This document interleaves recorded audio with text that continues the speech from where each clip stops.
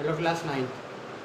बेटा हम chapter number 1 के बारे में बात कर रहे थे, मैटर इन और सराउंडिंग। इसमें मैटर की डेफिनेशन मैंने आपको बता दी थी कि मैटर उस ऑब्जेक्ट को कहते हैं जिस ऑब्जेक्ट के अंदर वेट होता है, उसका मास होता है, उसकी डेंसिटी होती है, ठीक है, जो स्पेस ऑक्यूपाई करता है, वो सभी चीज़ें क्या कहलाती है, मैटर कहलाती है। आज हम कुछ छोटी एक्टिविटीज़ के बारे में बात करेंगे, ठीक है। 2 एक्टिविटीज़ मैं आपको समझा देता हूँ, फिर उसके नोट्स में आपको भेज दूँगा, बुक से उसको आपको टेली आउट करना है। वो एक्टिविटीज़ क्या है बेटा अपने पास कि physical nature of matter, matter का फिजिकल नेचर क्या होता है। पहला टॉपिक अपने पास है matter is made of particles. क्या जो अपने पास मैटर है वो पार्टिकल से मिलकर बने हुए हैं क्या? मैटर्स के अंदर पार्टिकल्स होते हैं कि नहीं होते? उसके लिए एक्सपेरिमेंट है। और दूसरा पार्ट अपने पास है कि how small these particles are, ये पार्टिकल्स कितने स्मॉल होते हैं। तो जो पहली एक्टिविटी है उसको मैं आपको समझा दूँ, उसके बारे में बता दूँ कि matter is made of particles. इसके लिए हम क्या करेंगे, एक्टिविटी के लिए एक बीकर लेंगे और उस बीकर को हाफ वाटर से भर देंगे, ठीक है बेटा। उसके बाद इस बीकर के अंदर हम शुगर ऐड करेंगे।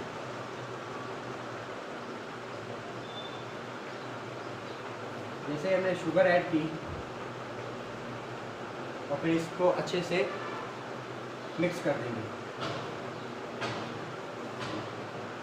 मिक्स करने के बाद हम देखेंगे कि जो शुगर के पार्टिकल्स थे वो वाटर के अंदर अच्छे से डिसॉल्व हो गए।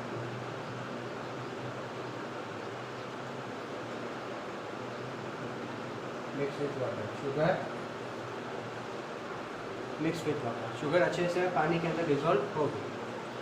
तो ये एक्टिविटी से अपने को क्या रिजल्ट देखने को मिलता है, क्या कंक्लूजन रिजल्ट देखने को मिलता है? कंक्लूजन रिजल्ट ये देखने को मिलता है कि हर मैटर है वो पार्टिकल से मिलकर बने हुए हैं। जो भी मैटर है वो पार्टिकल से मिलकर बने हुए हैं और उन पार्टिकल के बीच में एक स्पेस पाया जाता है जिसको वैकेंट स्पेस कहा जाता है।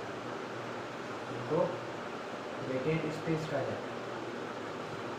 तो सपोज शुगर को हमने जैसे ही वाटर के अंदर ऐड किया तो शुगर के जो वैकेंट स्पेस थे वो वाटर के अंदर कवर हो गए और उसमें अच्छी तरीके से मिक्स हो गए, है ना।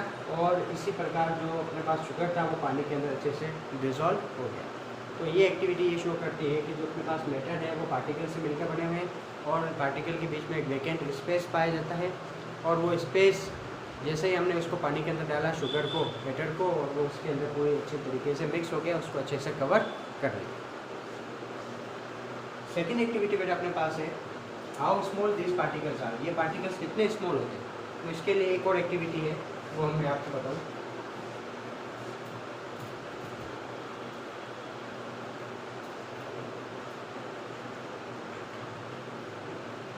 सेकेंड के लिए how small this particles are, ये पार्टिकल्स कितने स्मॉल्स होते हैं, इनके बारे में देखिए बेटा। वापस हमने एक बीकर लिया, बीकर को हमने वाटर से फिलअप कर लिया। अब इस बीकर में मैंने एक क्रिस्टल डाला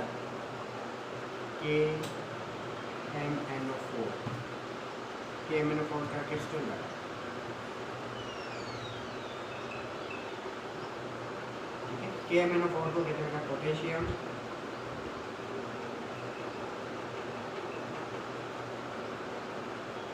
पर मैग्नेट।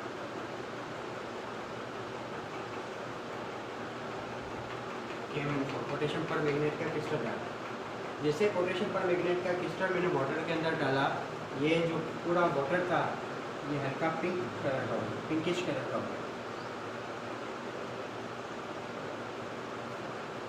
ठीक है बेटा। फिर इस पिंक कलर के वाटर में से मैंने 10 ml रिमूव कर दिया, 10 ml अलग से ले लिया टेस्ट ट्यूब के अंदर। मेरे पास test tube 10 ml test tube के अंदर ले लिया। इसमें जो पानी था पिंक कलर का उसको 10 ml टेस्ट ट्यूब के अंदर ले लिया। उसके बाद वापस मैंने एक दूसरा फ्रेश बीकर लिया जिसके अंदर वाटर था,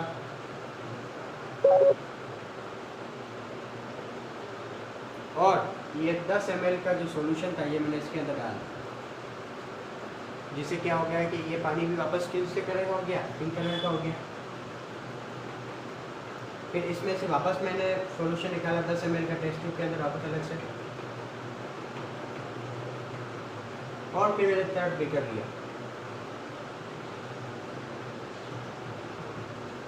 और ये 10 ml का सॉल्यूशन वापस इसके अंदर डाला। ऐसा मैंने 4-5 बार रिपीट किया। तो मैंने ये देखा, हमने ये ऑब्ज़र्व किया कि जैसे जैसे हम अलग अलग बीकर के अंदर स्मॉल अमाउंट में 10 ml, क्योंकि मान लो कि ये वाटर 100 ml का भरा हुआ है तो उसमें से मैंने सिर्फ 10 ml लिया, लेकिन जैसे ही 10 ml मैंने दूसरे पानी के अंदर डाला तो ये पूरा का पानी क्या हो गया, पिंक कलर का हो गया।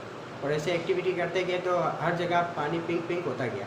हाँ, उसका कलर लाइटर हो गया क्या, कि जैसे यहाँ पर ज़्यादा पिंक है, यहाँ पर और थोड़ा कम होगा, यहाँ पर थोड़ा और कम होगा, तो जो कलर की डेंसिटी है, इंटेंसिटी है, वो तो कम होती जाएगी, लेकिन पिंकिश कलर अपने को थोड़ा थोड़ा लाइटर दिखता रहेगा।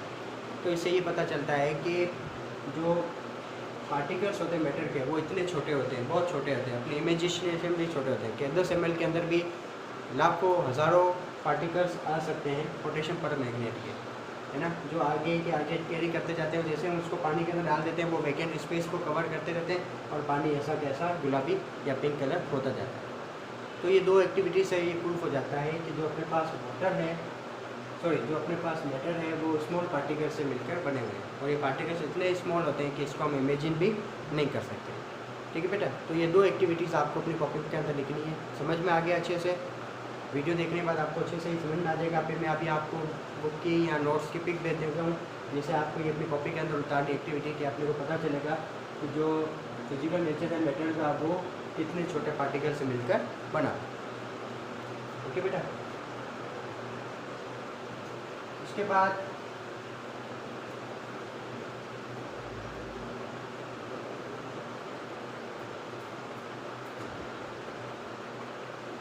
ये काम आपको अपनी कॉपी में अंदर करना है। ठीक है, इसमें कोई भी दिक्कत आती है इस टॉपिक के अंदर तो आप इससे वापस डिस्कस कर लें। उसके बाद अपने पास बुक है आपके पास, बुक के अंदर देखेंगे कि जो हमने मैटर की 3 प्रॉपर्टीज़ पढ़ी हुई, जिसको कहते हैं कैरेक्टर ऑफ मैटर्स। उसके अंदर फर्स्ट था अपने पास के particle of matter have space between them,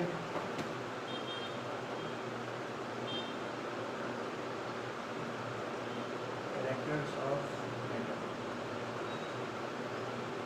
number 1, particles of matter have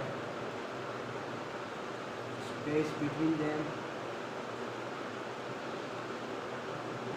के पार्टिकल्स के जो मैटर होते हैं, जो मैटर के पार्टिकल्स होते हैं उनके बीच में स्पेस होता है।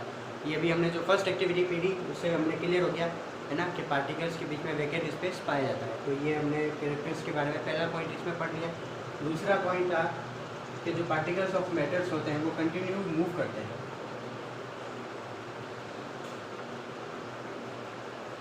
वो कंटिन्यू मूविंग करते रहते हैं, चलते रहते हैं। इसकी एक एक्टिविटी मैं आपको भेजूँगा। इसका एक एग्जांपल दिया हुआ है अगरबत्ती का, है ना, कि जैसे ही हम अगरबत्ती को जलाते हैं तो उसकी स्मेल दूर दूर तक फैलती जाती है, तो इसका मतलब क्या हुआ कि जो पार्टिकल्स होते हैं मैटर के वो हमेशा क्या करते रहते हैं, कंटिन्यूसली मूव करते रहते हैं।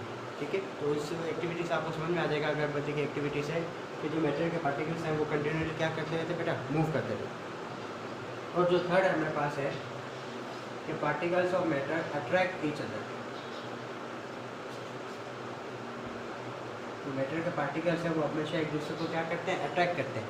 इनके बीच में एक अट्रैक्शन फोर्स पाया जाता है जिसे इंटर मोलिक्यूल अट्रैक्शन फोर्स कहा जाता है, इंटर पार्टिकल अट्रैक्शन फोर्स कहा जाता है। इसी फोर्स की वजह से ही ये पार्टिकल्स आपस में जुड़े हुए रहते हैं। तो जो सॉलिड स्टेट होती है, अपना नेक्स्ट टॉपिक फिर यही लेंगे अब जब हम अगले वीडियो के बारे में बात करेंगे। जो अपनी सॉलिड स्टेट होती है उसके जो पार्टिकल्स हैं आपस में बिल्कुल जुड़े हुए रहते हैं, कनेक्टेड रहते हैं ऐसे। तो उनके बीच में जो अट्रैक्शन फोर्स है वो ज़्यादा होता है।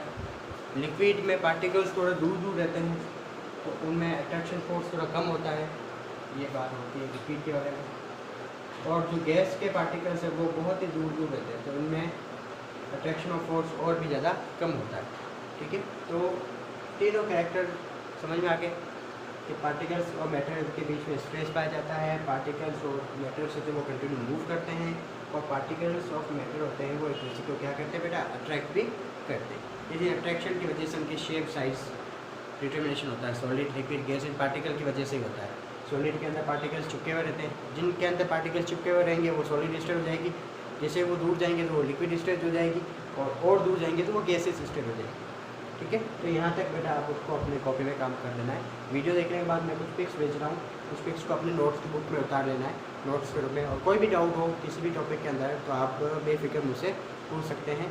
ठीक है, फ़ोन करके या मैसेज करके कि सर ये वाला टॉपिक आपको वापस समझाए, ठीक है, समझ में नहीं आया, आप कंटिन्यू इसको अच्छे से पढ़ें, इजी टॉपिक है, समझ में आ जाए। Okay, thank you.